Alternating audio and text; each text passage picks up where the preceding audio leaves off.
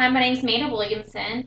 I'm a graduate student at West Texas A&M. Today we're going to be performing a complete head-to-toe assessment on my 33-year-old female patient. Prior to the video starting, we tested cranial nerve number 2 with the Snelling E-chart. Vision was 20/20. The nurse obtained her vital signs, which were all within desired limits. She completed a general survey. We did a review of systems, discussed allergies. She currently has no known drug allergies. From here, we'll go on to do our complete head-to-toe assessment. Throughout the assessment, I'm going to be looking at distribution of hair. I'm going to be paying attention to skin temperature as well as color. I'll be looking for any signs or symptoms of cyanosis, both in her fingers and in her toes, as well as her lips. We're going to go through and we're going to make sure that all things are symmetrical as we move through the review of systems. So I'm going to move to the other side. First, we're going to inspect her scalp. We're always going to start with inspection. I'm going to be feeling around, looking for any masses, nodules, any tender spots, any bony prominences protruding out of her scalp. Here, I'm also going to be looking for any abnormal nevi or moles that may be on her scalp. I don't see anything. Hair distribution is good. Since that looks good, I'm going to move on to feel her temporal arteries. We're going to look for them to be 2+ and bounding. They feel good. From here, I'm going to go on to feel her maxillary and her frontal sinuses. Tell me if there's any pain.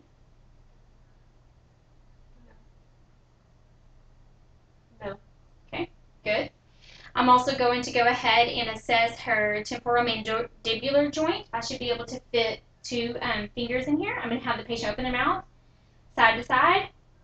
From here, I'm trying to feel for any abnormal clicking or discomfort when she is making those movements. I didn't note any, so that looks good. We're going to go ahead and test cranial nerve number 5, where the patient's going to identify if the object touching her face is either sharp or soft. I'm going to have you close your eyes and just tell me if you're feeling a sharpness or a softness. Soft. Sharp. Okay. Soft. Sharp. Okay, great.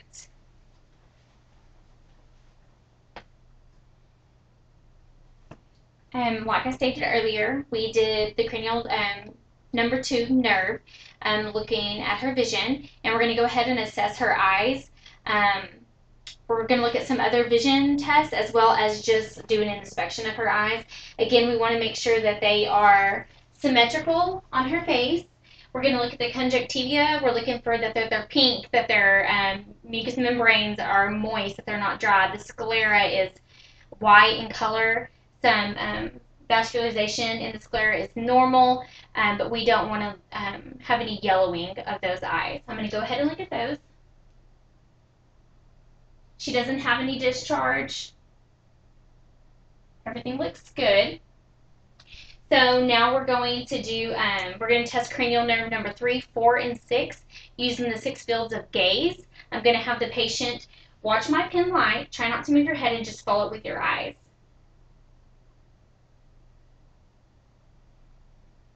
As we're doing this test, when we're diagonal, it's a good time to be looking for any nystagma or jerking of the eyes. Now we're going to take the pen light and we're going to check a combination. Actually, we're going to go ahead and check consensual and direct reflex. We're looking for the constriction of the pupils. I'm going to shine this in your eyes. Consensual, direct, consensual, direct. And now we'll do the combination test I just mentioned. What I'm going to do is I'm going to hold my light pen out. I'm going to have the patient look in the distance and then come back to the light, distance, and come back to the pen. So look far, look to the pen, far, to the pen. Okay, good. That looks really good. So now we've assessed that the eyes are symmetrical, vision is intact, no nystagma has been detected. So now we're going to move on to the ears. Actually, before we move on to the ears, we're going to go ahead and take a look at the optic disc.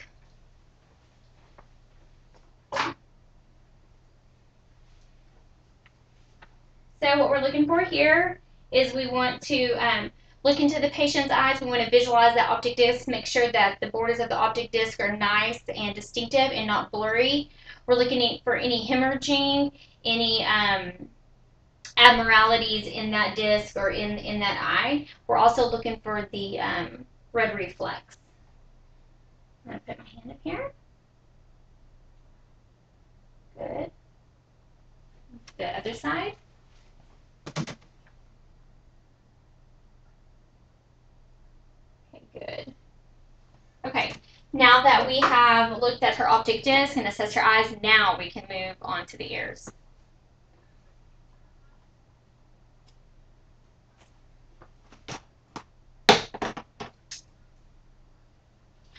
So when we're assessing an adult, we're going to pull back on the auricle and up.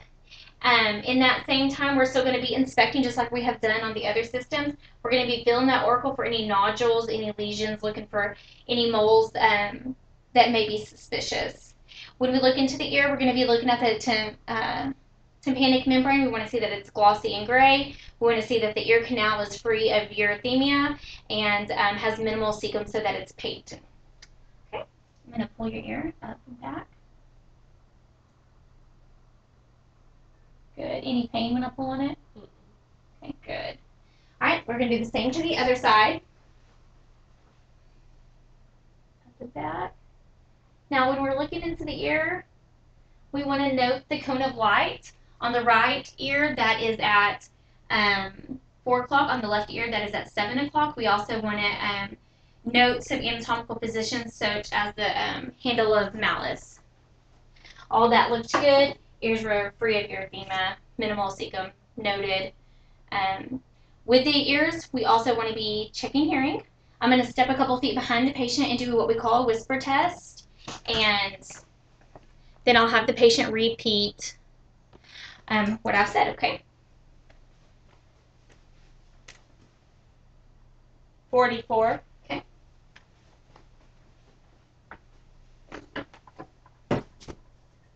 66. Okay, great. So she was able to hear, but we're going to go ahead and move on to the Weber and Rhine test.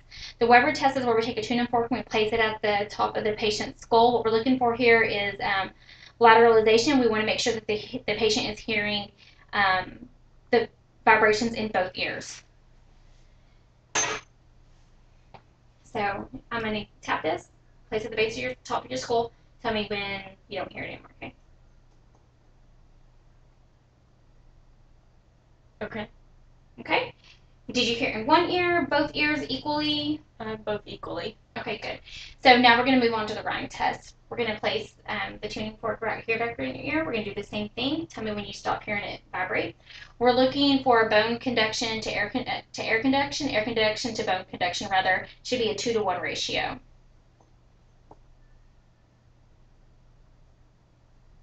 Okay.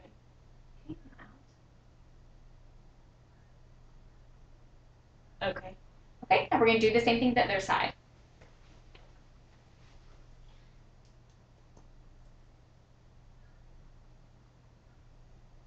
Okay. Okay. Okay, good. So that's intact. That touched cranial nerve number 8.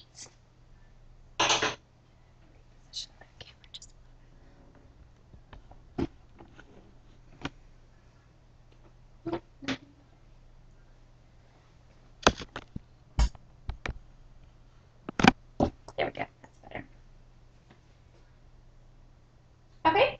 Next, we're going to look at cranial nerve number 7, which is just looking at the overall face. Can you give me a big smile? Can you puff out your cheeks? Okay, good.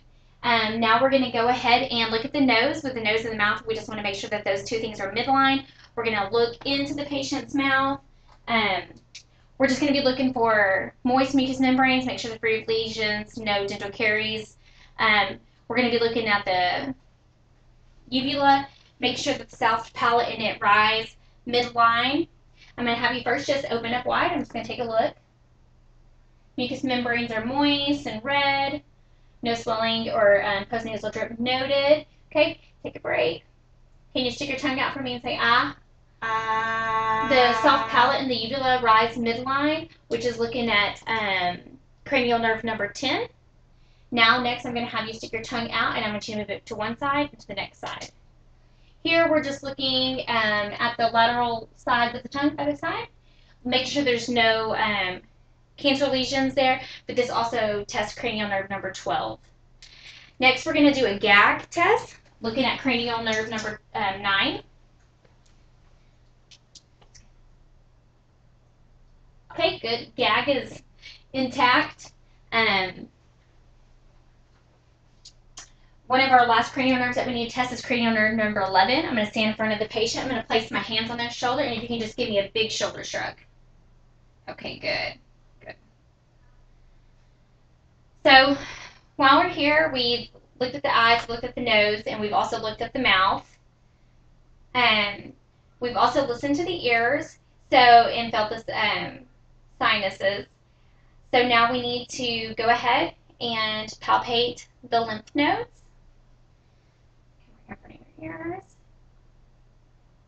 Here we're looking for any nodules that are tender. We're going to slide back here to the occipital.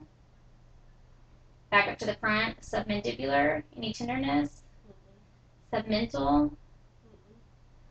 Down here.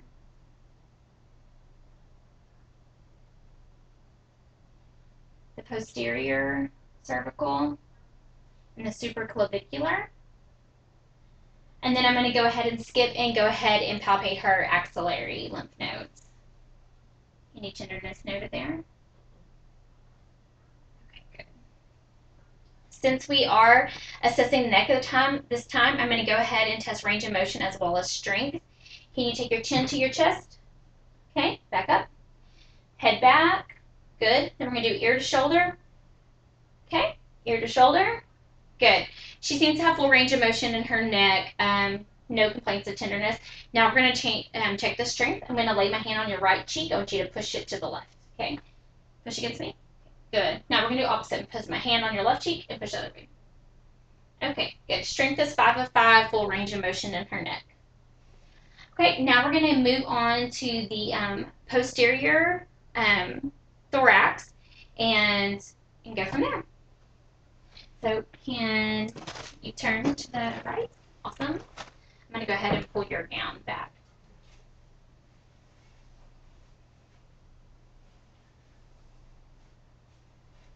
So first we're just going to do, like we have with all the other systems, we're just going to do a quick inspection. We want to know, like I said, any abnormal nevi, any moles, any discoloration. Here we're also going to be looking for equal expansion.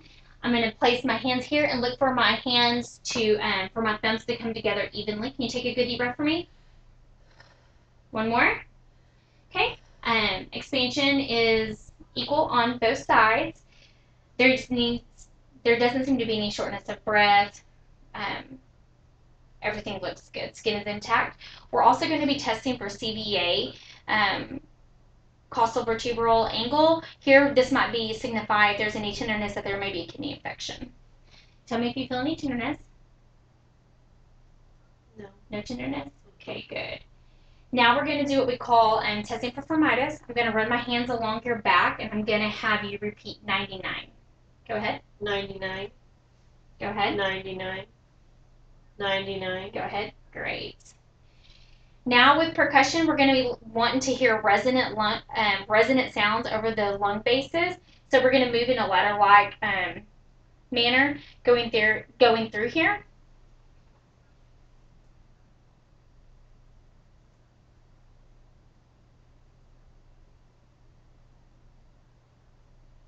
Hyperresonant sounds may be indicative of air in the lung, in like the case of COPD. Dual sounds might be indicative of fluid on the lungs.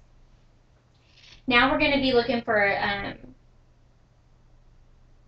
diaphragmatic excursion. Basically, all that means is what we're going to do is we're going to have the patient take a deep breath in and hold it, and I'm going to be checking for dullness. And then we're going to take a deep breath in, exhale. I'm still going to be checking for that dullness. That way we can see where the diaphragm rises to. Okay. Okay. Now we'll mark that spot, and then I'm going to have you take a deep breath in and exhale, and then hold it. Okay, go ahead. Okay, good. And so here we would mark the spot between those 2 points. That's good, thank you. Okay, so now we're going to go ahead and also take your lung fields. Here we're looking for any adventitious sounds, any bronchi, any crackling. This would be a time if your patient was congested to have them cough, to cough up anything that might be obstructing the airway. Just going to have you take a good deep breath in, Lauren, Tejo, okay? Okay. Deep breath in. Okay.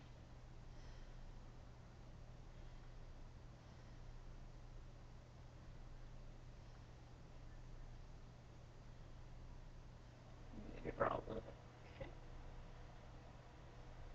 Good. Good. Breath sounds are present in all lung fields. No adventation sounds noted. I'm going to go ahead and check lateral breath sounds as well.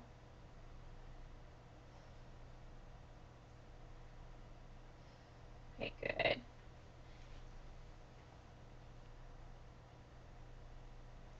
Okay, next we're going to check bronchophony. This is where I'm going to also take over the patient's lung fields, and I'm going to have her repeat 99 as well. 99. Okay. 99. Okay. 99. Okay. 99. Okay. 99.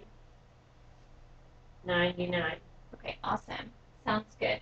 Okay, I'm going to have you pull your gown back up, and we'll just have you turn back around to the front.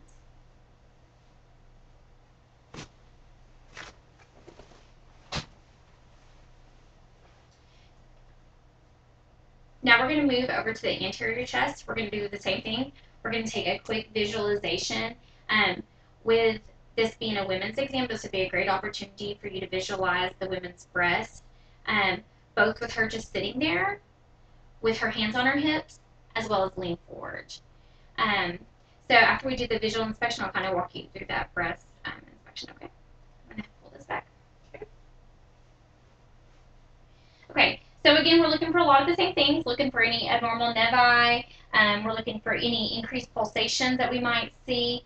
We're going to palpate over the top of her chest with my palm. Look for any crepatitis. This is also a good time to go ahead and palpate your PMI. Typically near the fifth intercostal space in the clavicular line. With big breasted women, you may have to displace that breast either laterally or up. Okay. Here, just like we did on the posterior chest, we're going to be looking for equal expansion in those breast sounds. So I'm going to be looking for the same thing, the rise and the fall of my thumbs.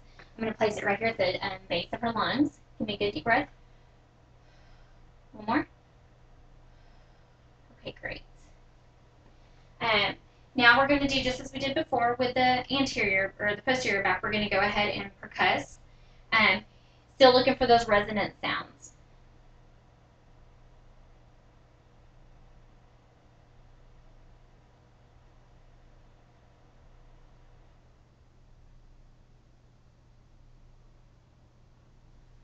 Again, having to displace the breast.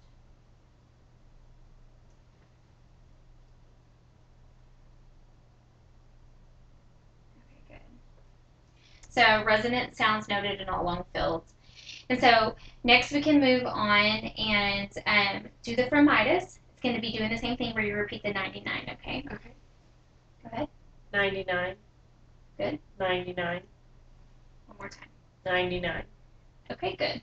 Good vibrations felt there with the phrenitis, both posterior and anteriorly.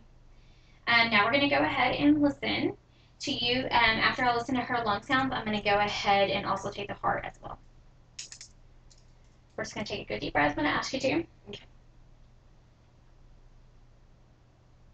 Go ahead. Mm-hmm.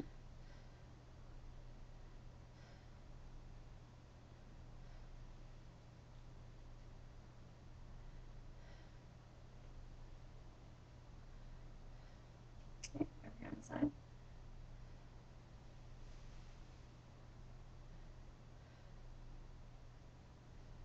Okay, good.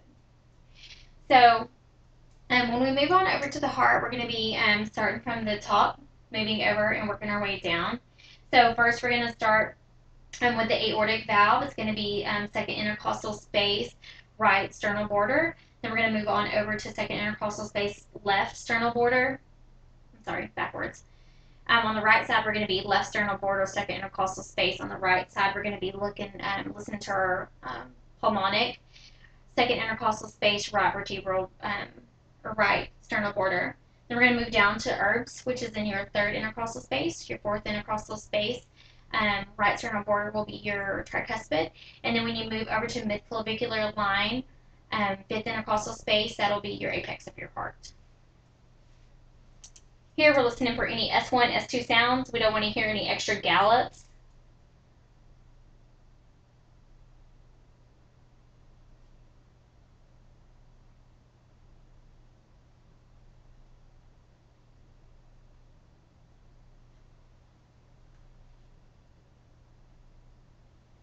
I'm going to move your bra up just a little bit.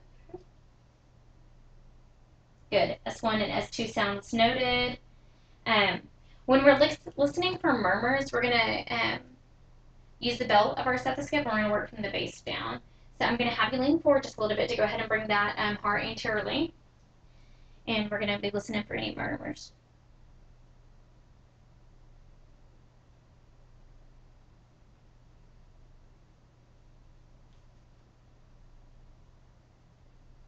Again, working our way down to that base of the heart. Okay, good. Everything looks really good there. So at this point, I'm going to put the patient in like a 30-degree level with the chair. Actually, before I do that, if we were going to do an actual breast exam here, I would either already have had her remove her bra or have her remove her bra at this time. When I'm inspecting the patient, I want to stand in front of her. I want to look for symmetry. I want to note any color, any texture changes in the breast. I want to be looking for orange pill texture, any indentation of the breast tissue, inversion of a nipple. I want to note the color of the areola on initial assessment. Then I want the patient to go ahead and put her hands on her hips. Again, as those muscles tighten, I want to see if that increases any indentions, if that makes any uneven spots come out. For the breasts themselves to be asymmetrical, it's completely normal. And then I'll have the patient lean forward as well and see again if I'm noting any of those changes in the skin texture, the orange pill, the nipple inversion. Just looking for any signs that there may be some breast cancer there. We'll do the rest of the breast exam here in a little bit once we already have the patient laying down. So I'm going to go ahead and lift yourself back up just a little bit. And now raise your pillow up, have you lean back. And then I'm going to go ahead and put your feet out too for comfort. Okay. I'm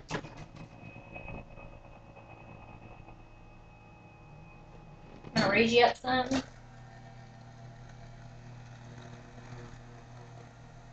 And then I'm going to leg you back quite a bit.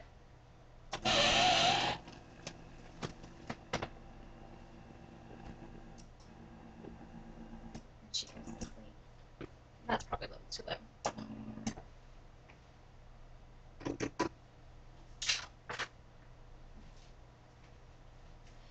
So here I'm going to be looking at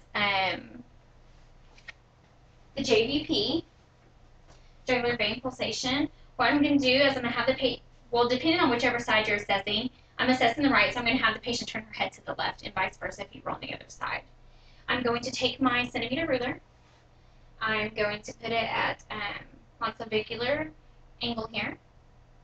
And what you want to do is you want to take the highest level of the JVP, and then you want to connect that over with a flat surface. I'm using cardstock. Hers measures at 3, which is within desired limits.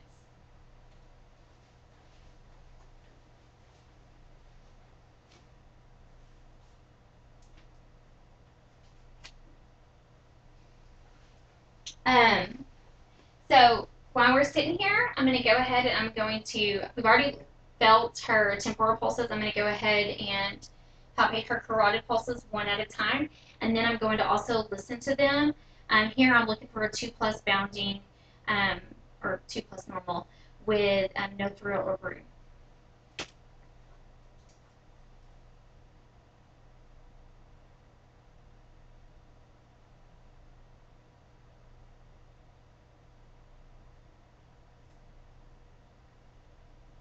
Let me take a good deep breath.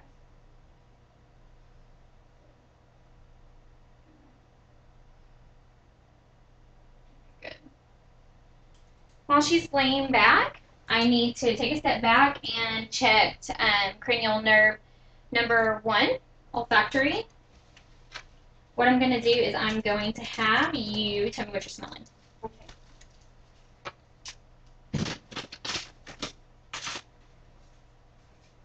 Eyes closed. Alcohol. Good. Now I've got you laid back. I'm going to go ahead and look into your nose. Here we've noted that her nose is midline. This gives me a good angle. I can really look up in there and see that it's patent. Oh. No, it's still going. See that it's patent. I'm looking for any discharge. We'll go from there. I'm going to switch those sides. Good.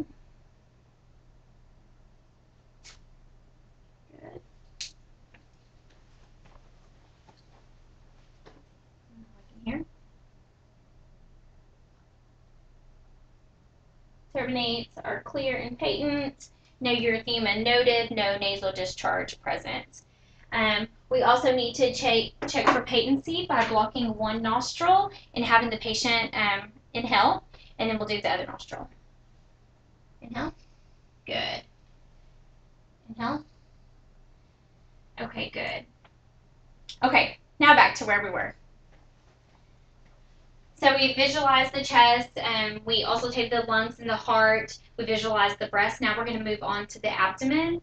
I'm going to fold you down back. I'm going to pull your bridges down just a hair. Okay, again, we're just going to inspect, looking for the shape of her abdomen, looking for any masses that may be there, looking for any discoloration, again, abnormal nevi. We are looking for any increased pulsation over the aortic artery.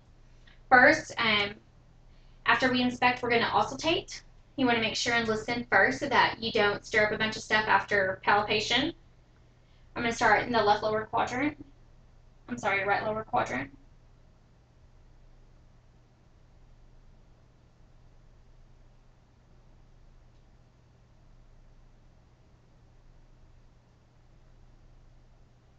Good.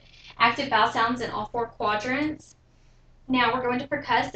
Over the abdomen, we're looking for a timpani sound.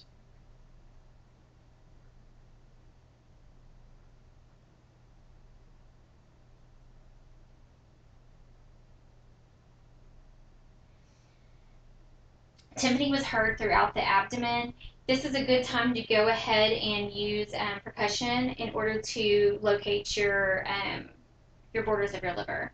So I'm going to start at the umbilici. I'm going to move over. I'm going to percuss up until timpani changes to dullness. Okay, good. Mark that spot. Then I'm going to start mid-clavicular line, about the height of the nipple, and then work my way down to locate the top part of the liver. I'm going to have to just move your roll just a little bit. Again, looking for that change to dullness.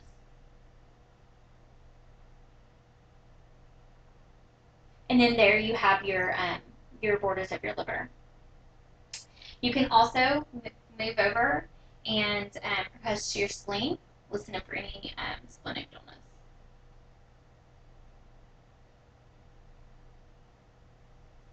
Then we're going to go on to palpate the abdomen. What we're looking for the abdomen is some of the same things we're looking on for inspection. Are we feeling any masses? Are we feeling any unusual nodules?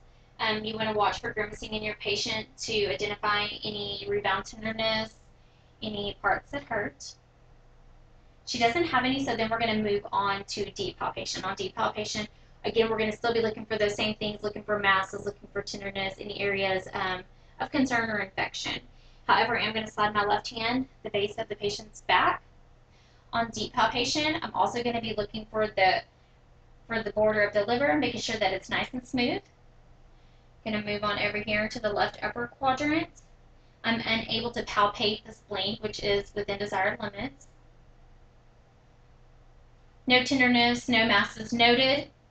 When I go on to palpate the kidney, I'm going to slide my other hands to the left side of her back, press down. Doesn't appear that she has any tenderness, which might be a clue that she would have an infection or something deeper going on. So that all looks really good.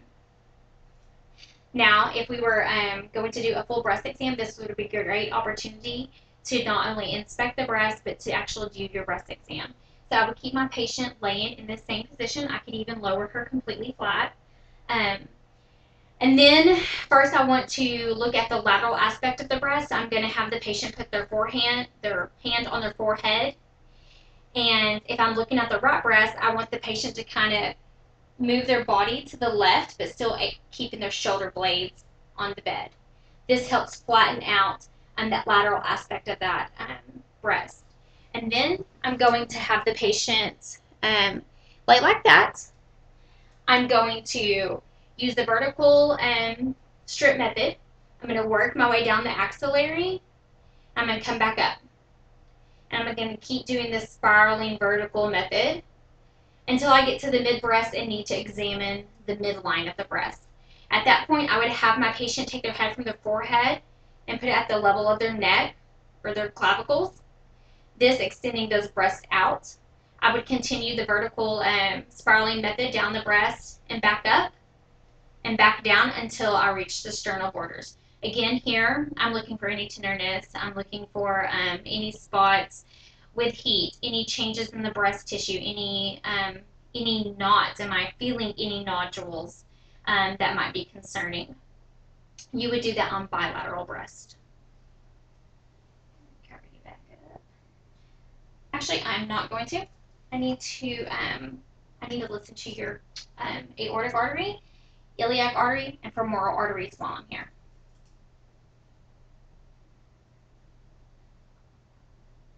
Again, looking for 2+, no thrills, no hurry.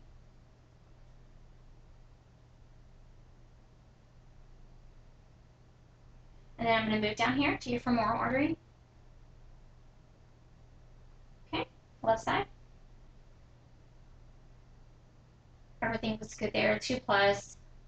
No thrills, no hurry. While we do have you laying down, I'm going to go ahead and do the range of motion of your hip and check your knees. Okay? So with her in a supine position, I'm going to have her put her toes to her nose or dorsiflexion, and I'm going to lift this leg up. Any difficulty there? Same deal, toes to your nose, dorsiflex, leg up. This is just assessing for any herniated disc. Now we're going to check range of motion of the hip. So I'm going to lift this up. I'm going to flex it. So we have extension and flexion. And then I'm going to abduct it and adduct it. And then I'm going to check for internal rotation and external rotation. So external, internal rotation. And while I have her here, I'm going to go ahead and do this right knee, also looking for those same things. Clearly we have flexion. And now we're going to look for internal, external. Okay, now we're going to do the other leg. Okay, we're going to bend it. We're going to do abduction, adduction, external rotation, internal rotation. Again, looking at the knee, clearly we have flexion, internal, external rotation. This is a good time to be assessing your lower extremities, noting the hair on the leg can be a clue for arterial versus venous disease. I'm going to go ahead and set the patient up, and we'll come back to legs just here in a second. Set you up.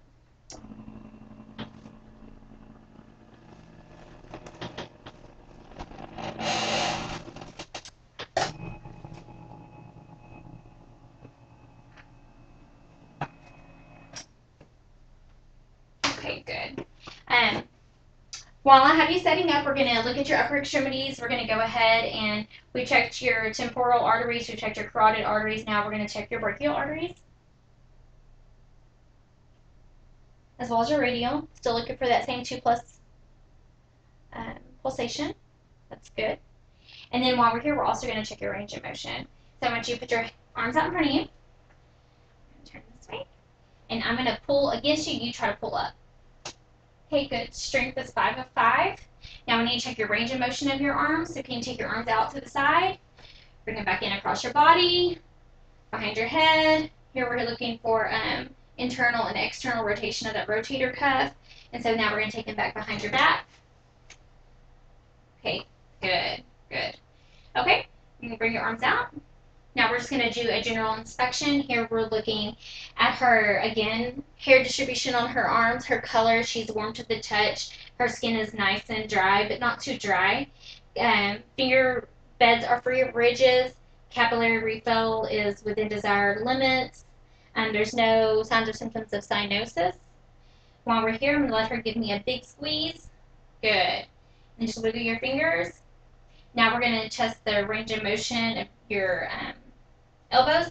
We're going to pronate and supinate. So I'm going to have you do that a couple times, and then I want you to do it quickly. Okay, good. That's perfect. Here we're just checking the function of the cerebellum. Now we also need to check for deep tendon reflexes in these upper extremities. So I'm going to start back here. I'm going to give you a big cut. Good. Then we're going to go down here and do your radial. Good. We're going to do the same thing over here. Start with the trapeze.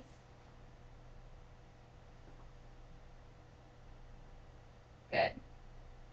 Okay, now we're going to check a couple of sensory things. So I am going to have you close your eyes. The first thing that I'm going to do is called sternosis. I'm going to place an object in your hand, and you're going to tell me what you feel like it is. A paperclip. Okay, good. I'm going to place a different object in your other hand and tell me what it is. A paperclip. Okay, good. Okay, the next thing I'm going to do is I'm going to draw a symbol on your hand. Graphonesia. You tell me what you're feeling, okay? Figure 8. Okay, good. I'm going to do the same thing with the other hand. The letter A. Awesome. Okay, next thing I'm going to do, I'm going to put your hands out. I want you to look forward. I'm going to select a finger, and then you take that finger and you touch it to your nose. Okay? Okay, good. Okay, now we are going to move down to your lower extremities. I'm going to go ahead and palpate your popliteal pulse. You want to do this by using both hands. Again, another good time to note if there's any edema, any varicose veins, spider veins, any changes in these lower extremities. At this time, I'm going to go ahead and check her deep tendon reflex in her knee. Okay. Good. Then I'm going to slide down here to the bottom of the leg. I'm going to check the deep tendon reflex in the Achilles, as well as check the dorsalis pedis pulse, as well as the posttibial pulse. First, let's do your pulses. There's no edema noted. Her feet are warm. There's no clubbing or ridges noted on her toenails.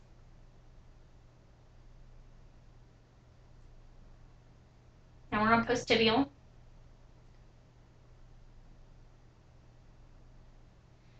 Those are all 2 plus and present. Another test that we can do with your, actually let's test your Achilles tendon. Okay. Okay, good. We're going to check your proprioception. I'm going to touch a toe on your feet, obviously. And you tell me, is the toe pointing up or is the toe pointing down? Okay. Up. Okay. Up. Okay, great. I am going to lower you down. What I'm going to have you do is I'm going to have you stand up. Okay. I'm going to give you a few seconds to kind of get acclimated, and then I'm going to have you close your eyes. I'm going to be here for the patient's balance in case that they do lose their balance, and that's what we're looking for here. Can the patient maintain balance and maintain ataxia when their eyes are closed? Okay. Do you feel like you lost your balance, get dizzy or anything? No. I'm going to have the patient do a gait test. Here we're looking for muscular control and strength. I'm going to have the patient walk toe to heel. Do you want to start back here maybe? Okay. We're going to go, yep. Okay, then I'm going to have you turn around. And I want you to come back on your tippy toes. And now walk on your heels. Okay, musculoskeletal strength is strong. Patient had great balance, has no gait issues. I'm going to have you actually go ahead and stand up. And I'm going to pull your gown the back of you. And what I want you to do is I want you to bend over as far as you can. Okay. Here we're looking for any signs or symptoms of scoliosis. We're looking for this, for that her spine is midline. Can you raise up a little bit more? Okay, that's great. Still looking for the same thing. The spine has maintained midline. There's no lateralizing or any abnormal curvature in her spine.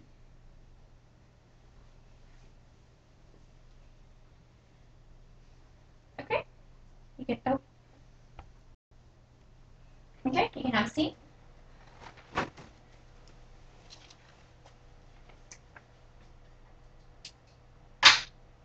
Okay, so this would be a good time to go ahead and perform a vaginal and rectal exam on the patient. There are a couple of other places within the assessment that while the patient was laying down, you could go ahead and do that. I chose, since it's the discussion part, to save it to the end. So I would lay my patient flat, and I would put them in the lithotomy position where their legs are up. I would have them scoot their bottom to the edge of the chair. I would ask them also if they wanted somebody in the room with them, another nurse or a family or friend member.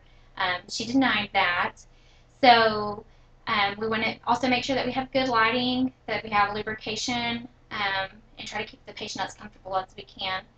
So when we first inspect the patient's perineal area, we're looking at the overall picture. We're looking at, again, hair distribution. We're looking for any lesions, any nodules, any swelling, any excoriation, or anything that is out of place. We're going to look at the labia minor and the labia major. We're going to need to pull those apart, looking at the mouth of the vagina. She is sexually active, so we're not looking for an intact hymen there.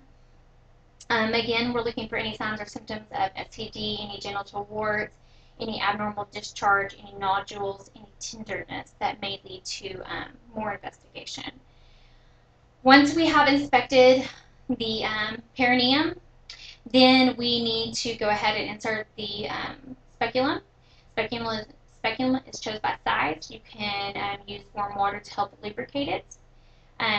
Using your right index finger, give the patient a heads up. Go ahead with gloves on. Make sure that you slide your index finger in, and then take your speculum. You want to insert it at an angle, and then once you're in, you flatten it out into a horizontal and remove your finger.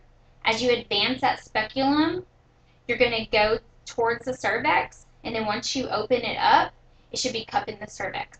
This is going to give us a good picture of the cervix. Again, we're looking for any lesions, any nodules, swelling, tenderness, any discharge from that cervix, anything that's unusual in color or in appearance.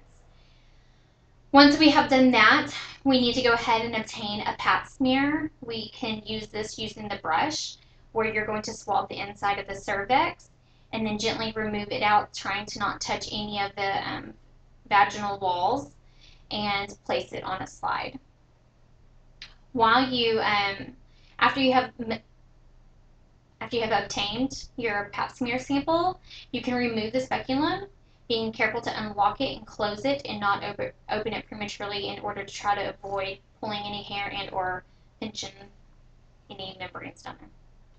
So once we've removed it, We need to also palpate the uterus as well as the ovaries, again, looking for any tumors, any cysts that might be there. We can do this by placing placing our two fingers in a curled motion inside the vagina, and then reaching on top of the abdomen, um, just above the symphysis pubis. With our hand that's in the vagina, we're pushing up, allowing for the body of the uterus to protrude up so that we can feel that. And then we can move over and we can palpate the ovaries, noting any cyst or abnormalities if there are any. Once we've done that, we want to ask the patient to bear down. Here we're testing the muscle strength of the vaginal wall. Here also we're going to notice if there's any urinary leakage that might need to be addressed. Her pelvic exam was within desired limits. On the rectal exam, we need to, this is also can be done in a lithotomy position. One of the best ways to do it is ask the patient to bear down, and then as soon as they relax is the point in which you slide one digit into the rectum. If they again bear down or start to clamp up, ask them to bear down and do the same thing. As they relax, continue to slide it in. Once you're in the rectum, you want to take that digit and you want to go counterclockwise to palpate the left side of the rectum. Again, in the female, we're looking for any nodules, any masses, lesions, any tenderness, and then you would want to go the other direction, also to palpate the other side of the rectum. And then also during this